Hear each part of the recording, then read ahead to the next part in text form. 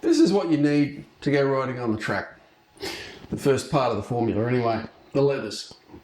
So this is the Berik Sicily suit, 899 Australian dollars. I think it represents excellent value. It's one of the lower price suits around, but still from an Italian brand. It's not made in Italy anymore. It still seems to be put together very well. 1.1 to 1.2 millimeter thick cowhide.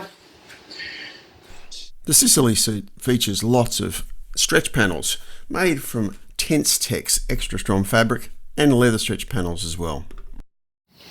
There's a little bit of ventilation across the top. For Australian conditions, it'd be nice if there was a little bit more, but it's still pretty good. And for me, this is a size 62, and it's actually a very good fit. It's a tiny bit tight across the shoulders, but for an off the rack suit, you'll never get anything that's absolutely perfect.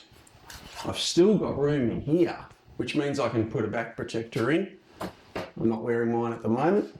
And I can put a chest protector in there as well. There's even provision to fit that chest protector. You've got CE armour on the elbows, shoulders, knees. And a knee scraper that I've started to wear in is actually an optional extra.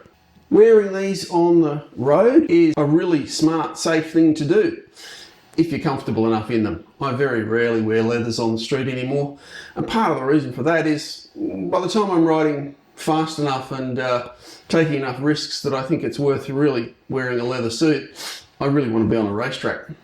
But you've got to make that call for yourself. Certainly the safety and protection that's offered by a racing suit, preferably one piece, but even a two piece, certainly makes up for some of that discomfort that you find with the weight, the inconvenience, and the restriction of the general movement. Now, you definitely don't want a suit that's too tight. I see a lot of YouTubers talk about having skin tight suits, but you really want it skin tight when you're in the racing crouch, when you're on your bike, when you're actually riding fast. That's when you need it to be reasonably snug. But even then, not too snug, because you've got to be able to move around on the bike. You've got to be able to get your butt across off the seat, get your knee out, and get your knee down if that's the way you want to ride. And if the suit is too tight, that makes that very awkward and uncomfortable. So you've got to find a balance between having it snug, not having anything flapping around when you're doing 250 kilometers an hour down the straight, but also having a suit which gives you enough freedom of movement that you don't feel too restricted.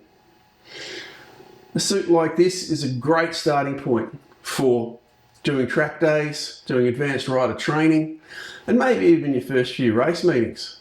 You may want to move to a suit that's higher end with more spec, with airbags inside down the track.